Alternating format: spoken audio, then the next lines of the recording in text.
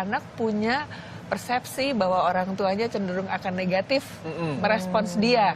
Pasti deh nanti pikirannya akan ini deh, akan apa tuh bilang enggak. Orang tua kan kebanyakan bilangnya jangan. Nanti pasti dia akan jadi nggak suka, nanti akan dimarahin ya. Nanti dia akan ngegeratak privasi saya. Itu tadi responsnya demikian. Itu di anak-anak yang sudah lebih besar nih, dia bisa ngomong demikian. Tapi kalau masuk ke dalam kelompok umur-umur yang lebih muda, biasanya yang menjadi penyebab mengapa anak takut nggak mau menarik diri, menutup diri untuk menceritakan apapun yang ada di dia adalah karena takut nanti respons dari orang tuanya tuh nggak cocok sama harapannya dia. Nggak cocok maksudnya negatif. Jadi bisa orang tuanya upset, bisa orang tuanya marah, bisa orang tuanya sedih, bisa orang tuanya nggak senang, bisa dilarang. Jadi hal-hal demikian membuat anak menarik diri. Tertutup-tertutupnya anak akan open ke orang yang terdekat, dan untuk itu dibutuhkan trust, the basic trust dari anak ke orang tuanya. Kenapa anak-anak bisa cerita sama temennya ya ketimbang sama orang tuanya ya pada saat mereka masuk umur lebih besar? Itu adalah karena sama temennya dia nggak dijudge, karena sama temennya nyambung. Semua orang akan bercerita kepada orang yang kepadanya dia percaya. Bukan hanya percaya saja, tapi juga kepadanya dia merasa aman. Jadi semua ceritanya akan diterima secara aman. Nah di sini, di sekolah kok dia bisa aktif banget ya, bisa ngobrol sama teman-temannya seru. Karena di sekolah teman-temannya tadi itu satu frekuensi, nyambung, aman. Terus bagaimana dengan orang tua yang bekerja? Seringkali orang tua yang bekerja dijadikan alasan untuk nggak punya nih engagement sama anak, nggak ada nih bonding sama anak. Padahal faktanya sebetulnya banyak hal yang bisa dijembatani di situ. Intinya gini loh, orang tua bekerja nggak usah dijadiin alasan deh, ya.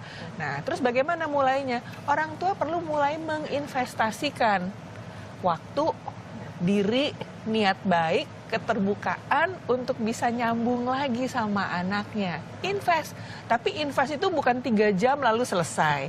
Mengapa? Karena relasi, attachment, bonding, ikatan, ya, engagement itu perlu diinvestasikan. Nah, investasinya sama deh kayak kita nabung. Sedikit terus lama-lama jadi bukit. Jadi setiap hari itu harus ada waktu untuk komunikasi. Setiap hari dan setiap saat pada saat bisa. Nah, pada saat ketemu mesti dibikin jadinya positif. Punya 2 anak remaja di rumah. Pulang kantor, saya masuk ke kamar dia. 30 menit tiduran aja di tempatnya dia. Itu menjadi sebuah momen yang tanpa terasa kalau saya nggak ada di situ, anak saya jadi nyari. Semudah itu, ya. Dan di sana kan biasanya kalau anak-anak remaja udah nggak mau kan, apa sih mama kepo nih, pasti mau minta apa dia segala macam. Malu ya. Dikosongin dong. Jadi sekepo-keponya tahan gitu. Di situ aja duduk, biarin aja dia berinteraksi. Anak-anak sama seperti kita, semua manusia adalah makhluk kebiasaan, punya pola. Ketika pola itu terbangun, nanti pelan-pelan bondingnya akan terjadi. Makan malam sama-sama. Itu wajib ya Mbak Rati ya? Kalau di rumah saya makan malam itu wajib. Untuk bisa sama-sama dan diupayakan sungguh. Dan makan pagi, jadi ada 2 momen, pagi sama malam. Pembuka hari, penutup hari. Meskipun cuma 10 menit pagi hari, 30 menit malam hari. Setiap hari itu menjadi momen yang dirindukan. Kalau fun ya. Poinnya adalah anak akan datang kepada otomatis yang seperti halnya kita ya. Ke orang yang kita percaya, ke orang yang kita nyaman. Percaya dan nyaman. Dari percaya akan ada rasa nyaman. Nyaman itu dasarnya percaya. Nah itu 2 modal itu tuh yang harus dibangun sama kita. Berarti yang diomongin apa aja Mbak Rati? Nggak usah di-attack. Bilang dong gitu, nanti jadi perang ya. Ini makanya enak ya, diskusi hal-hal yang sangat-sangat casual deh. Dan it can be fun. Terus waktu kita berangkat nih nganter anak-anak sekolah bareng misalnya ya, anak sekolah kita ke kantor, itu gadget simpen dah. Meskipun kita mungkin meditasi di dalam mobil, tapi at least the gadget is not operated gitu ya. Nanti kan kita bisa ngobrol, kemarin tuh ya waktu mama barusan dari luar kota ya, itu acaranya gini.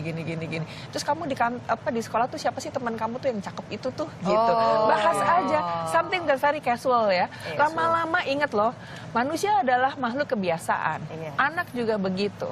Begitu ternyata dia mengeluarkan cerita sedikit aja dan aman, itu ceritanya bakal tambah lama tambah bocor dan makin banyak yang dia bisa ceritakan ke kita dan disambut itu dengan gembira. Sehingga acara pagi jadi nyenengin. Pakar psikologi sosial bilang bahwa di umur 0 sampai 2 tahun itu adalah usia membentuk basic trust. Basic trust itu yang paling ideal yang membangun adalah orang tuanya, ibu sama bapak. Nah, gimana caranya? Berikan dong emosi yang positif, senyum, ramah, sehingga anak tahu, oh saya tuh diterima. Ini bayi yang minti-minti yang itu, dia lihat muka ibunya, dia kenal, oh ini mama. Kalau mukanya ganti-ganti, mamanya yang mana? Bingung kan? Ya, jadi that's the basic trust.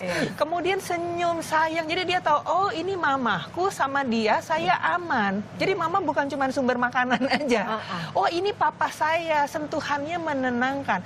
Itu adalah modal dasar basic trust. Lingkungan yang aman akan membangun basic trust. Basic trust tadi yang membuat anak itu nanti akan tumbuh dan mampu melihat lingkungannya sebagai lingkungan yang aman. Kemudian apalagi dia akan juga melihat dunia sebagai lingkungan yang positif. Ya, nanti dari situ baru kita ajarin untuk masuk ke tahap-tahap yang lebih matang. Kalau basic trustnya nggak terbangun, yang terjadi apa? Anak akan tumbuh menjadi anak yang rigid, anak yang nggak secure. Ya, anak yang mungkin nggak percaya diri, mungkin jadi anak yang agresif, anak yang pemurung dan sebagainya, yang nanti dalam perkembangan waktu, perkembangan kepribadiannya dia juga bisa jadi nggak berkembang optimal. Ayah modern itu terlibat dalam pengasuhan anaknya. Nah, ibu-ibu yang modern juga mestinya juga memberikan peluang kepada ayah untuk terlibat lebih dalam pengasuhan anak. Karena kadang-kadang kitanya nih yang nggak mau, apaan sih suaminya awkward gendong bayi, makanya kan kamu nggak bisa gitu. Itu juga jadi negatif. Ya dikasih, dibantu. Jadi supaya ayahnya juga makin comfortable dengan anaknya dan bonding sama anak kan juga jadi bagus. Dan gini nih, sebetulnya ayah-ayah yang sangat terlibat dalam pengasuhan anaknya, itu cintanya kan mengakar ya di rumah ya. Kemungkinan selingkuhnya juga jadi kecil kan. Aduh. Oh iya dong, kemanapun dia akan terbayang wajah anaknya. Apalagi kalau anak perempuan, karena waktu dia lihat anak perempuan, dia lihat wajah istrinya kan. Jadi memang harus dilibatkan. Ini pasti mami-mami habis itu langsung, ini nih anak kamu nih gitu. Nah, ketika bonding itu terjadi antara ibu, ayah, dan anak, itu akan membuat akar ya, akar keluarga itu menjadi solid. Bagus kan? Bagus. Ya, cintanya tuh akan menjadi tumbuh bagus sekali. Dan di sini anak melihat perempuan itu dari ibu, laki-laki dari ayah, dia itu akan menjadi nilai yang akan dia terus bawa seumur hidupnya dia.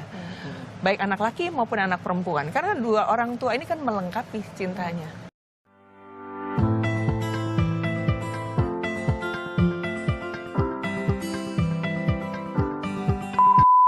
Nomor satu adalah integritas, ya, untuk jujur.